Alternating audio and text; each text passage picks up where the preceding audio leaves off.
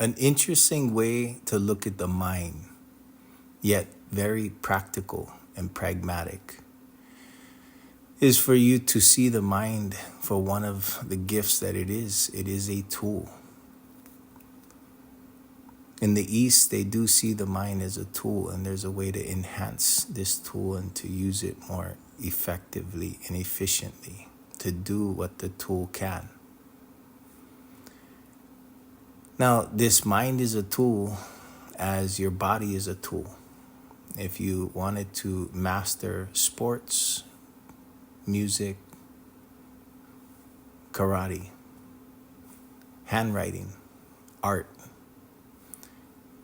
all of this stuff and many more takes practice. And with your love and your devotion and commitment to that, we end up training our body to be able to do something to express what's inside. And we can grow and we can learn how to do things and master it. So the body is a tool and the mind is yet a tool. Learning how to use the tool. Now that is a whole realm of possibilities and different things that you can try. In the East, they look at the mind differently as well. And the mind is secondary to who we are, the true version of you. The true version of you is found when you are calm without your mind. And this experience of being without your mind, you may not know that right now, but you've had it. There's moments that you're not triggered. In those moments that you're not triggered and you're just in the now, you're not in the mind, you're going to find that you are very connected to all, that you're naturally humane, and that your orientation isn't on your mind, it's everywhere else. And as soon as we get triggered, you're going to find that we have an orientation of what we think about that. Now, this mind of ours right now, I would say it's using us. We are expressing what the mind thinks openly. When we're not aware, what the mind thinks is not rooted in facts. It's rooted in our experiences. And this is where the error is. We believe that we know. Now, there's a truth in you being the center of experience, but you're the center of the experiences that you've had and what you knew at the time and what you believed.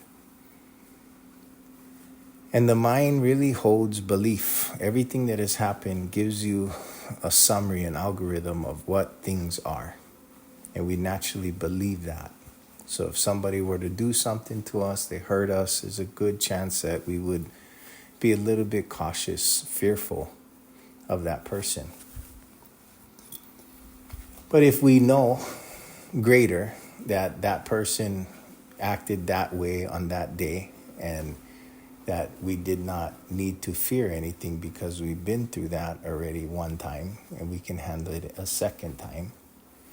The reality is, in using our mind to discern past what we're thinking and believing to get to a more logical conclusion, the reflection of the now, to see what's going on right now, you're going to find that our minds gets triggered and you have a certainty, a belief of right or wrong. And in this, I challenge you to stop and look at that and figure out what is right and what is wrong.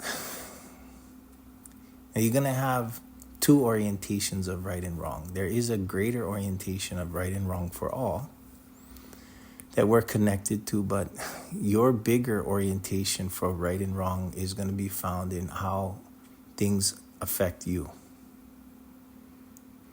And this subjective way to look at life, we end up feeling the effects of believing really what our mind thinks of things. When the truth is, most of the time, we don't know. You have no idea. But because we don't know, we have an ego, a subconscious that fills in the gap. And what we know is our past experiences.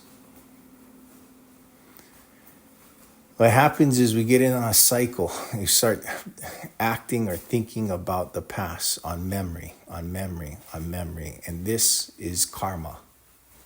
Simply, karma means action. But this is the action that is within.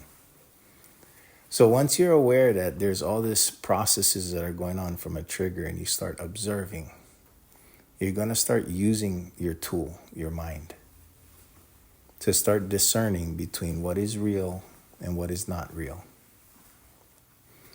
A very good book is Sadhguru's Inner Engineering, and he explains the process of discernment. And the simplicity is what is real and what is not real in your orientation in the now. What is existentially real? What are you seeing? What are you tasting? What are you smelling? Every single sense is in the now versus what you believe of the now. And you'll see that there's a layer of the past, a shadow of the past that is, let's say it's an aroma that we need to get past. It lingers. But once we meditate and once we're using our minds to discern between what is real and what is not real, you write a list of everything you fear and everything you want, and you focus on those things. And Butterfly will show you how to do that. You'll start using your mind to discern in the now out of your belief. Good luck on your journey.